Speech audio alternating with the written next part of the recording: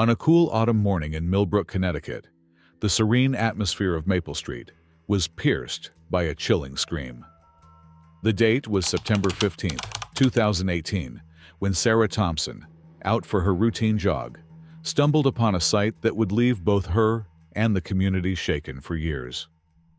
Lying motionless on the neatly trimmed lawn of 1478 Maple Street was the body of Jessica Hartley, a 32-year-old real estate agent and devoted mother of two. Jessica's blonde hair, typically immaculate, was soaked in blood, and her once bright blue eyes gazed lifelessly at the overcast sky. The emerald green dress she wore, an admired favorite among her friends, was marred with deep crimson stains. As police sirens echoed in the distance, curious neighbors cautiously stepped outside, their initial intrigue soon giving way to dread. Jessica Hartley was no ordinary resident. She was the shining star of Millbrook, the picture of success and grace, with a seemingly perfect life.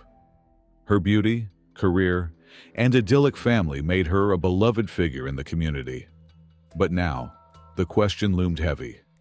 Who would want her dead? Detective Michael Reeves arrived on the scene at 7:45 a.m., his coffee untouched and long gone cold. A seasoned homicide detective with 15 years of experience, Reeves had seen his fair share of tragedies. Yet something about this case unsettled him deeply. As he examined the body, he noticed the grass around it showed no signs of struggle. It was clear that either Jessica had trusted her killer, or she had been caught completely off guard. Adding to the mystery was the absence of her husband, James Hartley. Neighbors reported that his car hadn't been seen in the driveway since the previous night. Was he unaware of what had happened, or was his disappearance a clue in itself? While the forensics team began their search for evidence, Detective Reeves took on the grim task of notifying Jessica's family. Her parents, Robert and Linda Carson, lived just a few streets away. The drive to their home felt agonizingly long, as Reeves prepared to deliver the news no parent should ever have to hear. The Carsons' reaction was one of utter devastation. Linda, overcome with tears, managed to stammer, "But we just had dinner with them last night. Everything seemed fine. How could this happen?" Robert, a retired police officer, immediately asked the question already troubling Reeves's mind. "Where's James? Does he know?" As the investigation unfolded, a clearer timeline of Jessica's final hours came into focus. She had indeed dined with her parents the previous evening, accompanied by James and their two young children, Emma, 7, and Ethan, 5. The family had left around 9 p.m., with James mentioning that he needed to wrap up some work at his law office. Jessica had taken the children home herself, saying she needed to make a quick phone call. Thankfully, Emma and Ethan had been staying at their grandmother's house that night and remained blissfully unaware of the tragedy. News of Jessica Hartley's murder spread rapidly, casting a shadow over the peaceful suburb. Maple Street, once quiet and picturesque, was now overrun with reporters eager to uncover the story behind the crime that had shaken Millbrook to its core. Local news vans crowded the quiet street, jostling for the best spot to capture the scene or interview a shaken neighbor. Among them was Diane Foster, visibly distressed. "Jessica wasn't just a neighbor," she told a Channel 8 reporter. "She was my best friend. We talked every day. She seemed happy, but lately, I don't know, something felt off." When pressed, Diane hesitated before revealing more. "I shouldn't say this, but Jessica had been acting strange the past few weeks. Secretive phone calls, coming home late. I hate to even think it, but..." Was she having an affair? The question lingered, casting a shadow of doubt over the already perplexing case. Detective Reeves, who overheard the interview, made a note to question Diane further. If Jessica Hartley had been involved in an affair, it could drastically alter the direction of the investigation. As the sun dipped below the horizon, stretching shadows across Maple Street, one critical question remained unanswered. Where was James Hartley? Detective Reeves returned to his desk, surrounded by crime scene photos and preliminary reports. The autopsy confirmed Jessica Hartley had died from multiple stab wounds inflicted by a large kitchen knife. The time of death was estimated between 11 p.m. and 1 a.m., but James Hartley's whereabouts were still unknown. His phone went straight to voicemail, and his credit cards hadn't been used since the previous afternoon. It was as though he had disappeared. Reeves's partner, Detective Sarah Chen, entered the office, holding a stack of papers. "I've got James Hartley's phone records," she said, her voice tense. "You're going to want to see this." The records showed a flurry of calls and messages between Jessica and an unknown number in the weeks before her death. The last call from this number came at 10:45 p.m. on the night of the murder and lasted just 2 minutes. "We need to trace this number," Reeves said, his focus sharpening. "And I want every detail of James Hartley's movements over the past 48 hours. As the investigation ramped up, so did the media frenzy. The story of a seemingly perfect suburban woman with possible secrets captivated the nation. Talk shows speculated wildly, and true crime enthusiasts pored over every detail the police released. 3 days after Jessica's murder, and with no sign of James, the police held a press conference. Chief of Police Eleanor Barnes stood before a sea of microphones, her expression grim. "We are officially naming James Hartley as a person of interest in the murder of his wife, Jessica Hartley," she announced. "We urge Mr. Hartley to come forward and assist us in this investigation. Anyone with information on his whereabouts is asked to contact the Millbrook Police Department immediately."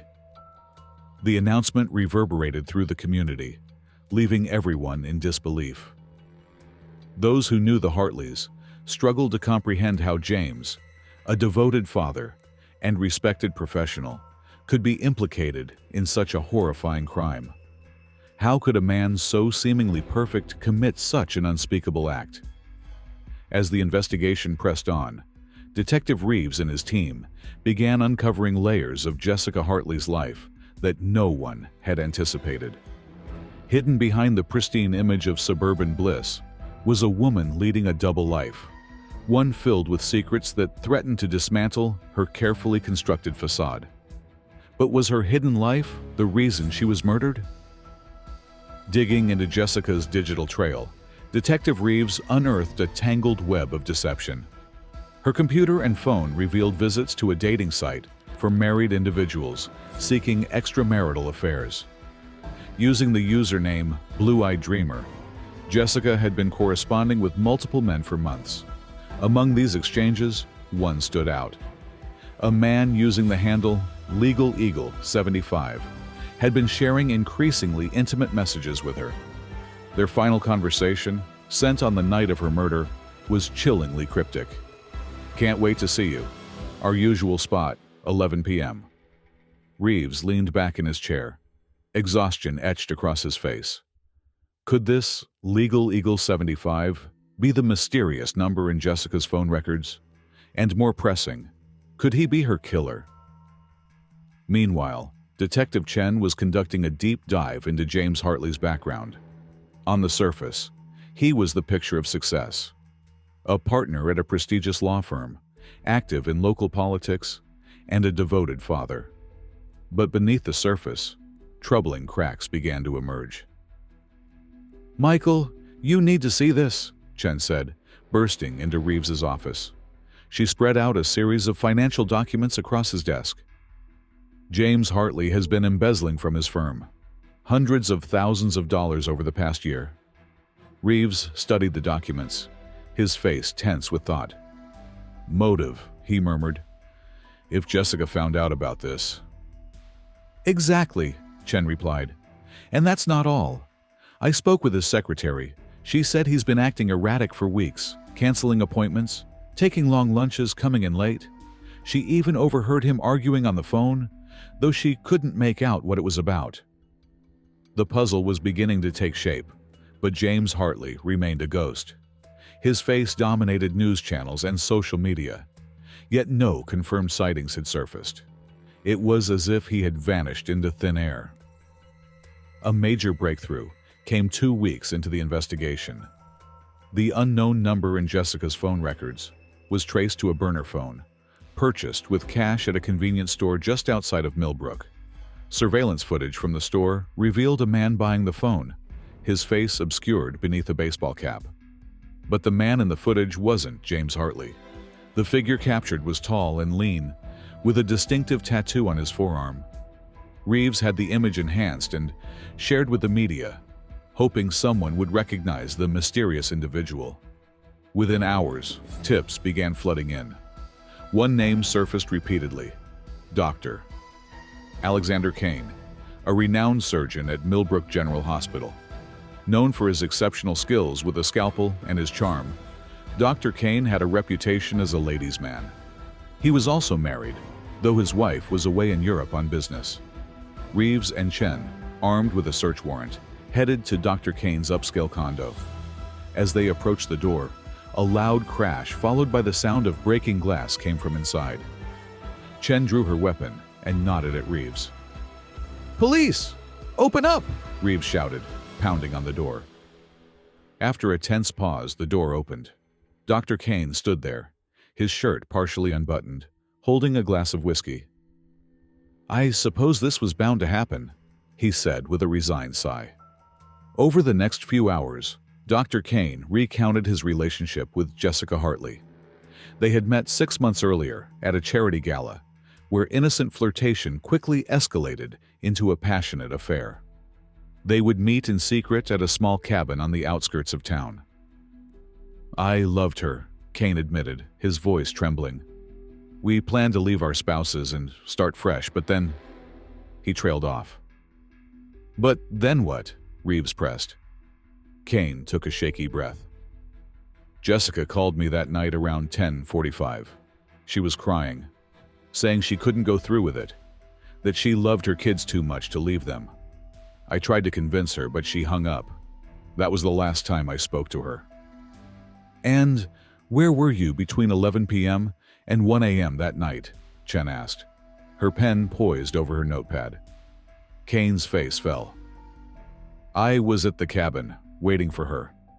I thought she'd change her mind, but she never came. I swear I didn't hurt her. I could never..." As Kane broke down in tears, Reeves and Chen exchanged glances. They had no choice but to take him in for further questioning. Still, something felt off. If Kane was telling the truth, who had killed Jessica Hartley? And where was James?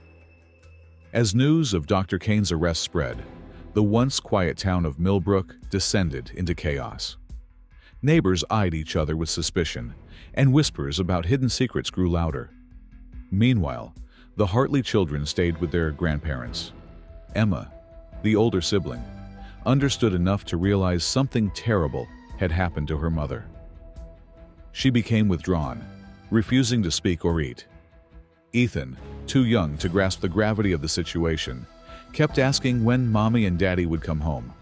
At Millbrook General Hospital, Dr. Kane's colleagues were shocked.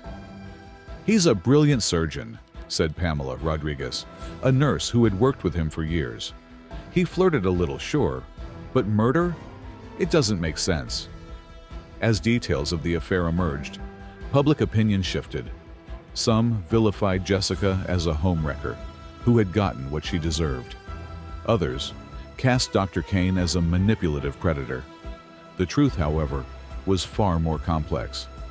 Detective Reeves grew increasingly frustrated. While Kane's alibi was flimsy, there was no physical evidence tying him to the murder. Meanwhile, James Hartley's disappearance seemed increasingly suspicious. 2 weeks after Jessica's murder, a hiker stumbled upon a chilling discovery in the woods, near the cabin where Kane and Jessica had met. Beneath a pile of leaves and branches lay a blood-stained kitchen knife, the same type used to kill Jessica. Forensics teams scoured the area and soon found another clue: a man's wedding ring, engraved with the initials J.H. Reeves' pulse quickened. This could be the breakthrough they needed. But a nagging doubt lingered. Was this evidence genuine? Or was someone framing James Hartley? Back at the station, the forensics report arrived. The blood on the knife matched Jessica Hartley's, but the DNA traces on it weren't James Hartley's or Dr. Kane's. "We've got an unknown suspect," Reeves announced to the team. "Someone who's not in the system. We'll need to broaden the search." As the investigation shifted, Jessica's best friend, Diane Foster, approached the police with new information. Hesitant to come forward earlier, she had feared betraying her friend's confidence. But with the case stalling, she felt she had no choice. "Jessica told me something a few weeks before she died," Diane said, her voice shaking. "She said she'd uncovered something terrible, something that could ruin lives. I thought she meant her affair, but now I'm not so sure." "Did she give you any specifics?" Chen asked, leaning forward. Diane shook her head, her eyes welling with tears. "Number." But whatever it was, it scared her. She was extremely vague, detective. But she mentioned something about the hospital. She was terrified. Really terrified. This new lead redirected the investigation back to Millbrook General Hospital. What had Jessica discovered there that was worth killing over? As detectives Reeves and Chen dug deeper into the hospital's records, they uncovered a tangled network of corruption far more extensive than they had initially imagined. It turned out that several senior hospital officials, including the chief of surgery, were embroiled in a large-scale Medicare fraud scheme. Millions of dollars had been siphoned through phony procedures and inflated bills. Dr. Kane's name appeared repeatedly in the fraudulent documents, though he wasn't the only doctor involved. The conspiracy reached the highest echelons of hospital leadership, with several local politicians also implicated, as they were on the hospital's board. "This is much bigger than we thought," Reeves muttered as he scanned the files. "If Jessica found out about this, it would explain why someone would want her silenced." Chen nodded. "Absolutely. She had to be stopped." As they continued to examine the records, another significant connection emerged. James Hartley's law firm had been representing the hospital in several high-profile legal cases. Had he known about the fraud? Was he complicit in it? Just as the detectives were preparing to bring hospital administrators in for questioning, they received a call from the station. James Hartley had been located in a small Mexican town. He was found in a dilapidated motel room, barely conscious, with a note beside him that read, "James Hartley was extradited back to the United States." After his recovery, he was placed in the county jail's hospital wing, where he finally revealed the truth. "I didn't kill Jessica," he whispered, his voice faint, his eyes sunken. "I was trying to protect her." James explained that he had uncovered the Medicare fraud scheme while handling a legal case for the hospital. He had confronted the hospital board, threatening to expose them unless they made restitution. They seemed to agree, or so he thought. But what James didn't know was that Jessica had discovered the fraud independently, through her friendship with Diane, whose husband worked in the billing department.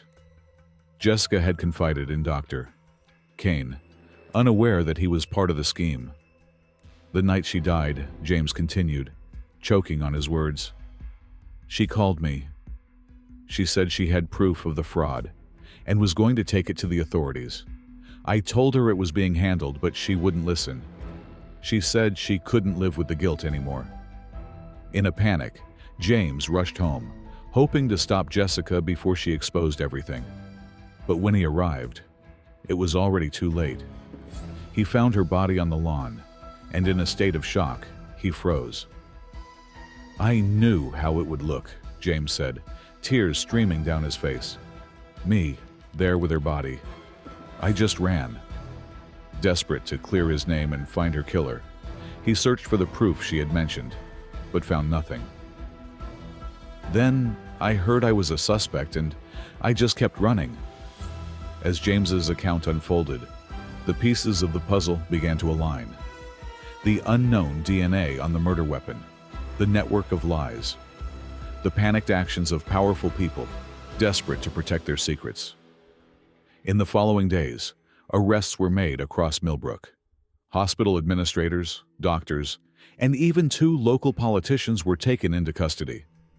The Medicare fraud scheme was blown wide open, making national headlines.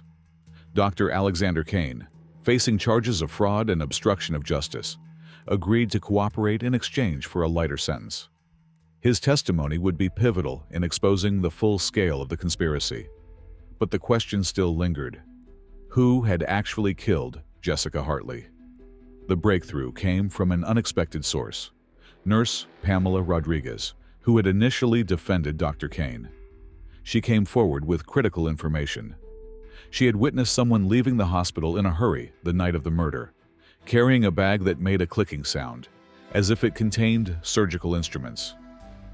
That person was Dr. Victor Mehta, the chief of surgery, and the mastermind behind the Medicare fraud scheme. When confronted with this evidence and the DNA found on the murder weapon, Dr. Mehta finally confessed. He admitted to visiting the Hartley home that night, intending to intimidate Jessica into silence. But when she refused to back down, he snapped, stabbing her repeatedly with a scalpel from his medical bag. "She was going to ruin everything," Mehta said in his confession. "All those years of hard work, my reputation. It couldn't all be destroyed by one woman." The case that had captivated Millbrook and the nation for weeks was finally solved. James Hartley was exonerated of all charges related to Jessica's murder, though he still faced legal repercussions for his role in covering up the fraud. In the months that followed, Millbrook struggled to come to terms with the tragedy that had unfolded in their midst. The community rallied around Emma and Ethan Hartley, setting up a trust fund for their future and offering support to their grandparents, who now had the daunting task of raising them. Jessica Hartley was remembered not as the victim of a scandalous affair, but as a courageous woman who risked everything to expose the truth. A scholarship in her name was established at the local community college, aimed at supporting students who wanted to pursue careers in investigative journalism. Millbrook General Hospital underwent a complete restructuring. The public's trust had been shattered by the fraud, and it would take years to restore the hospital's reputation. Detective Michael Reeves, once hailed as a hero for his relentless pursuit of justice, found the weight of the case lingering long after its resolution. Unable to shake its emotional toll, he took a leave of absence from the police force. During this time, he channeled his energy into writing a book about the investigation and advocating for stronger oversight in the healthcare system. Dr. Alexander Kane received a reduced sentence for his involvement in the fraud, but his medical license was permanently revoked. Reports later surfaced that Kane was working as a consultant for a pharmaceutical company, his days in the operating room now a distant memory. James Hartley, who served time for his part in the cover-up, dedicated himself to raising his children and working to restore his late wife's reputation. He became a staunch advocate for whistleblower protections, using his legal knowledge to assist others caught in impossible situations.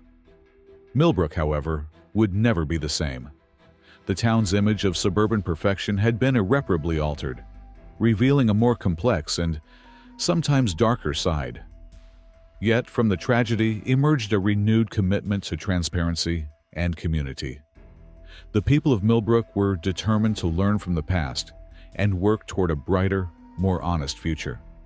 The case of Jessica Hartley remained a harsh reminder that even in the quietest towns, secrets and lies can simmer beneath the surface, leading to devastating consequences. It was a lesson that Millbrook and the nation would carry for years to come. 5 years after Jessica's death, a small group gathered at Millbrook Cemetery to mark the anniversary of her passing. Emma and Ethan, now teenagers, stood before their mother's grave, their hands intertwined, their expressions a mixture of sorrow and strength. James Hartley, his hair streaked with gray, placed a bouquet of blue irises, Jessica's favorite flower, on the headstone. Diane Foster, still bearing the weight of the secrets Jessica had shared, stood silently to the side, offering her quiet support. Detective Reeves, now back on the force, observed from a respectful distance. The case had altered him, as it had changed everyone involved. Watching the Hartley children, he no longer saw just the pain of their loss, but the resilience they had developed in the wake of it. As the ceremony came to a close, Emma approached Reeves. Her gaze, so reminiscent of her mother's, met him directly. "Thank you," she said softly, "for not giving up." Reeves nodded, his throat tight. "Your mother was incredibly brave," he replied, his voice thick with emotion. "She deserved nothing less." As the group began to disperse, Reeves stayed behind for a moment, his eyes sweeping across the peaceful cemetery. The case may have been closed, but its effects were still reverberating through Millbrook and beyond. It was a constant reminder of the power of truth, the burden of hidden secrets, and the unexpected courage that can arise when faced with injustice. In the end, Jessica Hartley's legacy was not defined by the scandal of her affair or the tragedy of her untimely death, but by the change she had sparked. Her story exposed deep corruption, ignited reforms, and reminded her community of the importance of integrity and compassion. As Detective Reeves turned to leave, a soft breeze stirred the trees, carrying the delicate scent of spring flowers. For a fleeting moment, he felt a sense of peace, as though Jessica Hartley's spirit had finally found rest, her truth revealed, her sacrifice not in vain. He walked toward his car, the weight of the past 5 years heavy on his shoulders. Yet his stride felt lighter than it had in a long time. There would be other cases to solve, other mysteries to unravel, but the case of Jessica Hartley would stay with him always. It would remain a testament to the complexity of human nature and the enduring power of truth.